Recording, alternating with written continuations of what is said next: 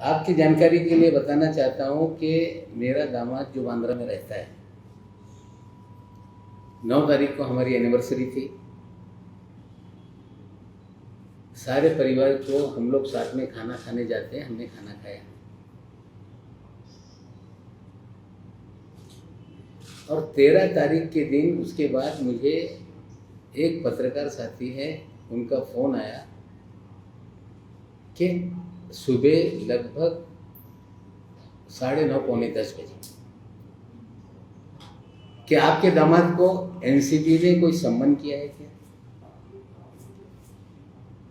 कोई ड्रग के मामले में।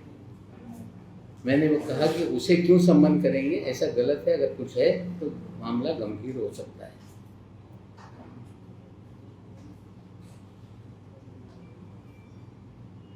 बारह तारीख के रात में एनसीबी ने सम्मन दिया। जो समीर खान हमारे दामाद हैं, उनकी माता श्री जो बगल के किसी जो बिल्डिंग में रहती हैं यूनियन पार्क के पास, और रात में 10 बजे सम्मन आने के बाद 10:30 बजे हमारे दामाद को मिलता है और 13 तारीख के दिन 10 बजे बुलाया गया और समीर खान पौने 10 बजे एनसीबी कार्यालय में पहुंच गए। कार्यालय पहुंचने के साथ सारे कैमरा के लोग उनके स्वागत के लिए खड़े थे। सारे चैनलों पे खबरें चलने लगी कि नवाब मलिक के दामाद को सम्मन, और उसकी तस्वीरें सारे चैनलों पे दिखाई जाने लगी। शाम होते होते फिर खबर आई, फिर उसी नंबर से लोगों को मैसेज दिया गया कि 27A में समीर खान ये ड्रग पैडलर है, बड़ा रैकेट चलाता है, इंपोर्ट करता है, और उसे 27A में गिरफ्तार कर लिया गया। एज यूजुअल हम लोग जब गए वहाँ से जेल कस्टडी हो गई। जेल कस्टडी के बाद हमने जमानत याचिका लगाई, याचिका रिजेक्ट हो गई। हाई कोर्ट में गए, हाई कोर्ट में 6 महीना जिस दिन पूरा होने वाला था उस दिन सुनवाई लगी और एनसीबी ने कहा कि हम 7 तारीख को चार्जशीट फाइल कर रहे हैं। 3 महीना पहले वाला 7 तारीख, जिस दिन 6 महीना गिरफ्तारी के बाद, 9 तारीख के बाद जो 6 महीना पूरा हो रहा था, 7 तारीख के दिन, उस दिन चार्जशीट फाइल करेंगे। हाई कोर्ट ने कहा कि आप अब लोअर कोर्ट में जाइए। फिर लोअर कोर्ट में हमने बेल एप्लीकेशन लगाई।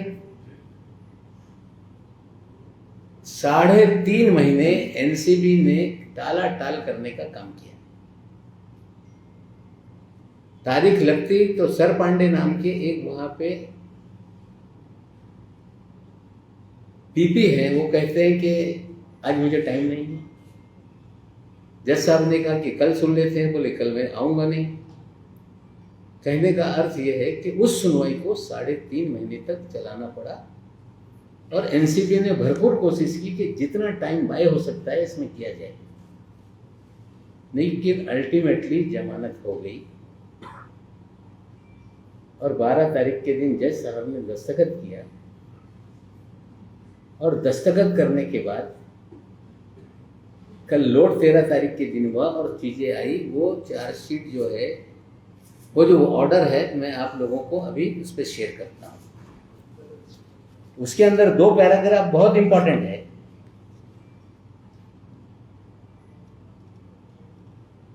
उस पैराग्राफ को आप देखेंगे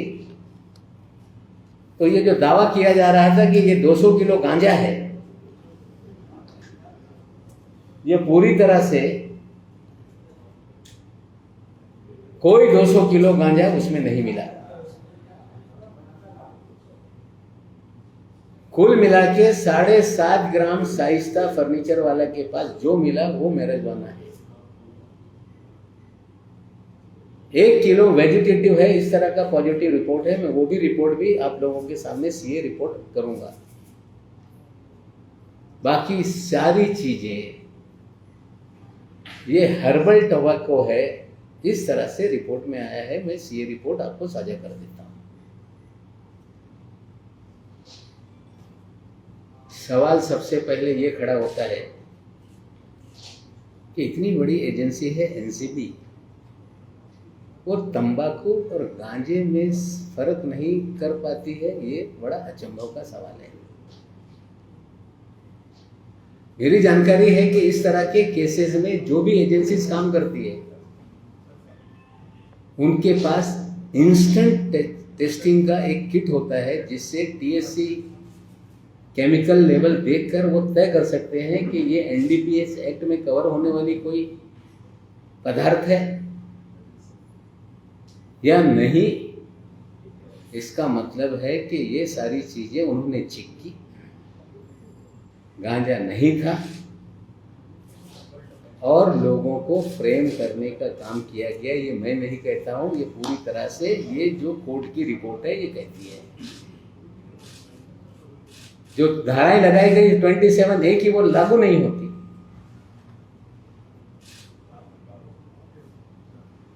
जो भी मुकदमा बनता है वो शाइस्ता फर्नीचर वाला का है,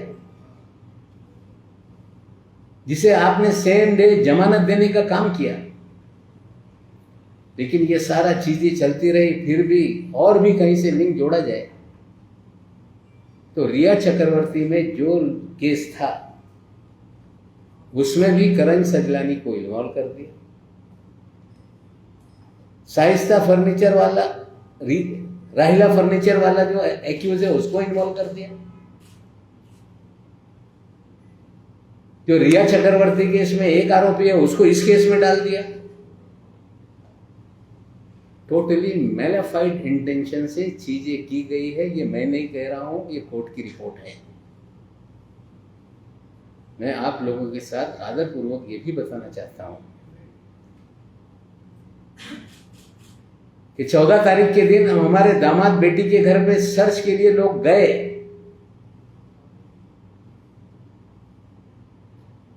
बेटी के पैर में चोट लगा था, मेरे घर पे आ गई थी। फोन आया कि कुछ लोग घर चेक करने के लिए, दफ्तर चेक करने के लिए आए हैं, आप आइए। बेटी गई। दोपहर तक सर चलता रहा, 2-3 बजे तक। सारे चैनल पे यही दिखाया जा रहा था कि बड़े पैमाने पे गांजा बरामद हुआ है, लेकिन घर पे कोई भी इस तरह की चीजें नहीं मिली। फिर भी टीवी को बताया गया, रिपब्लिक टीवी को देख लो, चल रहा है, न्यूज एक्स पे चल रहा था, अलग अलग चैनलों पे कि गांजा बरामद हुआ, गांजा बरामद हुआ, इस तरह से चीजें की गई। सिलेक्टिव खबरें लीक करके लोगों को बदनाम करने का काम एनसीबी करती है। ऑर्डर पंचनामा मैं आपको दे दूंगा, आप लोग उसमें पढ़ लें। क्लियर कट फ्रेम करने का मामला है। जो मैं आज तक सवाल उठाता था कि एनसीबी फर्जीवाड़ा करती है, इस मामले में पूरा फर्जीवाड़ा एक्सपोज हो गया है। आप पूछेंगे क्यों किया गया? करण सजलानी को पकड़ा तो एक खबर आ गई कि ब्रिटिश नागरिक को 200 किलो गांजे के साथ पकड़ा गया, हाइप हो गई। राहिला फर्नीचर वाला जो एक लड़की है गरीब घर की, जिसकी 6 बहनें हैं, एक छोटा भाई है, तमाम बहनें अपना घर चलाने के लिए काम करती हैं, घर में साबुन बनाती हैं। किसी जमाने में दिया मिर्जा के यहाँ नौकरी करती थी। आप लोगों को खबर दी गई कि ये दिया मिर्जा की सेक्रेटरी को हमने पकड़ा है। फिर वो हाइप हो गई पब्लिसिटी। उसके बाद नवाब मलिक का दामाद तो और चेरी पिक हो गया, पूरे देश में खबरें चलने लगी। लेकिन इस पूरी कार्रवाई के दरमियान हमने कभी भी दामाद के निर्दोष होने की बात नहीं रखी। हमने यही रखा कि कानून से बड़ा कोई नहीं है। लेकिन इसमें और एक इंटरेस्टिंग चीज है जो आप लोगों को समझना पड़ेगा, पत्रकारों की जानकारी के लिए। कुछ फोटोग्राफ है जो 9 तारीख के दिन जो लोगों को दिए गए। ये सारी फोटोग्राफ देखिए। नहीं, पहले वाली दिखा, उसके पहले ये सारी फोटोग्राफ जो उस नंबर से आप लोगों को दिए गए। इस फोटोग्राफ में आप देखिए, एक कुर्सी दिख रही है, फ्लोरिंग दिख रहा है, ये मुद्दा हमने कोर्ट में उठाया कि जो सीजर होता है वहां सीजर करके उसे सील किया जाता है और कोर्ट की परमिशन से खोला जाता है। ये तस्वीर साफ बताती है कि ये तस्वीरें एनसीबी के कार्यालय की हैं। कुर्सी का रंग देख लो, फ्लोरिंग देख लो, दिखाओ भाई जो हमने बाद में फोटो मंगवाए, दूसरे फोटो मंगवाए। देखिए वही कुर्सी, वही फ्लोरिंग। ये जब कोर्ट में हम लोगों ने मामला उठाया तो सर पांडे साहब जो पीपी हैं उन्होंने कहा कि हमने बहुत सारे रिश्तेदारों को अलाउ किया, उन्होंने तस्वीरें खींच ली होंगी। हमारे वकील ने पूछा कि तस्वीरें उन्होंने खींची, एक्सेप्टेड, लेकिन ये सारा जो सीजर है वो कैसे खुला हुआ है इसका जवाब दीजिए। फिर घूम गए, बोले पत्रकारों ने खींच लिया होगा, बोले करण सजवानी के घर पे पत्रकार घुस के जबरदस्ती खींच रहे थे। अब उसका भी कोर्ट में जो रिप्लाई फाइल किया है एनसीबी ने, उसकी भी जानकारी मैं आपको अभी देता हूं। वो कह रहे हैं कि ये हमने नहीं, ये पत्रकारों ने घुस कर फोटो उतारा है। मतलब आपको एक तरफ चीजें दी जाती है, सिलेक्टिव खबरें बनाई जाती है, झूठी खबरें प्लान करके खबरें छपाई जाती है, और उसके बाद ओनस लेने के समय आप लोगों पे ओनस डाला जा रहा है। मैं आपको फिर बता रहा हूं, जो ऑर्डर आया है इस ऑर्डर में हमारे दामाद को फ्रेम किया गया, ये पूरी तरह से चीजें सामने आ रही हैं। उसने तय किया है कि वो हाई कोर्ट में मामला क्वैश करने के लिए जाएगा और जल्द ही सारे वकील तैयारी कर रहे हैं, सारे वकील तैयारी कर रहे हैं, मामला हम क्वैश करेंगे। आज बहुत ज़्यादा मैं कुछ बताना नहीं चाहता था, इसीलिए आप लोगों के सामने ये हकीकत मैंने रखी कि भारतीय जनता पार्टी के सारे नेता दामाद का सवाल उठा रहे थे। आप सभी लोगों ने बार बार दामाद को लेकर सवाल उठाया, लेकिन कल के ऑर्डर के बाद उसे गलत तरीके से फ्रेम किया गया, करण सजलानी को गलत तरीके से फ्रेम किया गया, राहिला फर्नीचर वाले को गलत तरीके से फ्रेम किया गया। ये सारी चीजें आपके सामने मैं रख रहा हूं, न्यायालय में जाएंगे। एक चीज और है कि इसके बाद प्रेस होगी, आप जाएंगे, पूछेंगे, एक सीधा जवाब आएगा कि हम इस बेल ऑर्डर को हाईकोर्ट में चैलेंज कर रहे हैं। We will welcome it. Rhea Chakraborty के मामले में जब हाईकोर्ट ने बेल दी तो सुप्रीम कोर्ट में अभी तक वो भी चल रहा है 10-11 महीने से। एक अधिकारी अपने जित में सरकारी समय पैसा कितना वेस्ट करेगा। एक ये मामला आज मैं बोलूंगा, ऐसे दर्जनों घन मामले हैं जिन पे हम काम कर रहे हैं। मैं पहले दिन से कि एनसीबी फर्जीवाड़ा करती है उस पर मैं कायम हूँ, और ये सारे तर्क मैंने आपके सामने इसलिए रखे कि जो ट्रॉमा में मेरा परिवार था, जिस ट्रॉमा में मेरी बेटी थी, बच्चे थे, और मैं आभार मानूंगा मेरे नेता पवार साहब का कि जिस दिन ये सारा मामला आया उन्होंने आपके सामने कहा कि अगर कोई गलत काम उनके दामाद ने किया है तो उसकी सजा उसको होगी, लेकिन दामाद की गलती की सजा किसी भी ससुर को नहीं दी जा सकती। उन्होंने उस समय मेरा धाड़स बढ़ाया, जिसके कारण हम लोग लड़े और आज चीज़ें आपके सामने आई है। अगर कोई सवाल है इससे रिलेटेड तो कहेंगे। मैं फिर अपनी बात पे कायम हूँ कि बहुत सारी चीज़ें हैं, लेकिन आज ही मैं सारी चीज़ें नहीं बताना चाहता। एक मामला जो आप बार बार मुझसे पूछ रहे थे, आज उतनी ही बात को लेके हम लोग मर्यादित रहेंगे।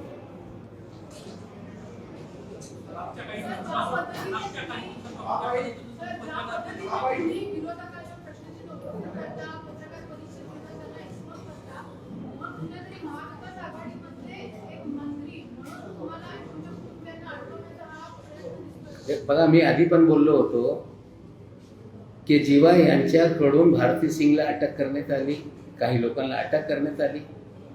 मी यांच्यावर प्रश्नचिन्ह निर्माण केलं होता आणि तेव्हाच काही पत्रकारांना यांनी सांगितलं होतं, आता हे आमच्या विरोधात बोलताय, यांना नीट करू.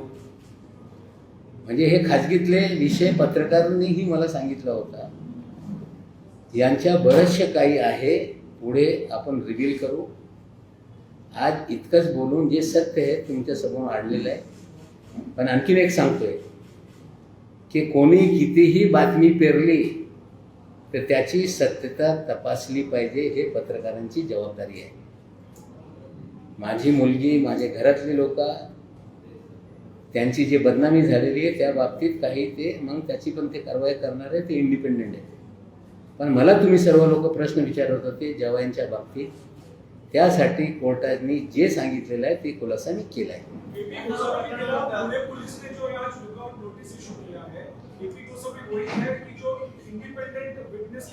देखिए, मैंने भी आज जानकारी मुझे भी मिली है कि पुणे पुलिस ने लुकआउट नोटिस जारी किया है कि वो देश छोड़ के भाग न जाए. मैंने भी खबर देखी है. मुझे लगता है इतनी जानकारी काफ़ी है. अगर एक दो सवाल होंगे तो लेके.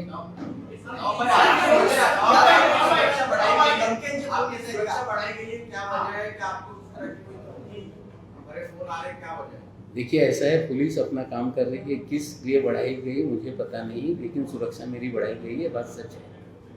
लेकिन ये भी सच है कि जब से प्रेस कॉन्फ्रेंस हुआ पूरे देश से कार्यालय में फोन आ रहे हैं कि उड़ा देंगे, यहाँ मार देंगे, वहाँ मार देंगे.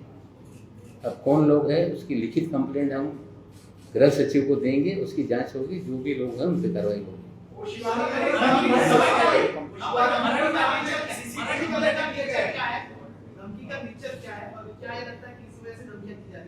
नहीं, इसको लेके रेफरेंस देके बात की जा रही है सारी. जो जो चीज़ें हमारे दफ्तर में जो लोग बैठे हैं, जो फ़ोन रिसीव करते हैं, उन्होंने कब बात किया, कितने बजे किया, किस नंबर से आया, वो सारी चीज़ें हैं. वो सारी चीज़ें लेटर में हम लिखेंगे, जब आप लोगों को मैं बता दूँगा.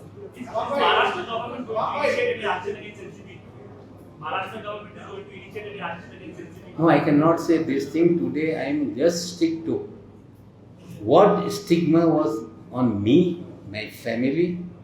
The court has clarified the things. That's why I called you through you people. The way things were publicized, we were defamed. So from your side, I am expecting that these things would be go to the people of this country. Thank you. अभी party sir ये जो हो रहा है, पहला तो ये NCP या सुलेमान खड़े हैं या फिर आपको लगता है केंद्र सरकार की एजेंसी, सेंट्रल की एजेंसी है?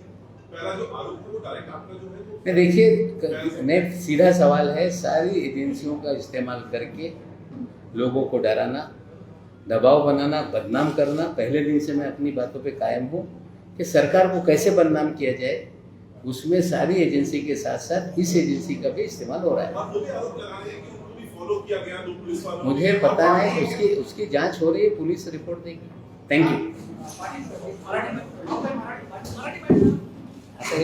आता काय आहे, आमचा एक पक्ष.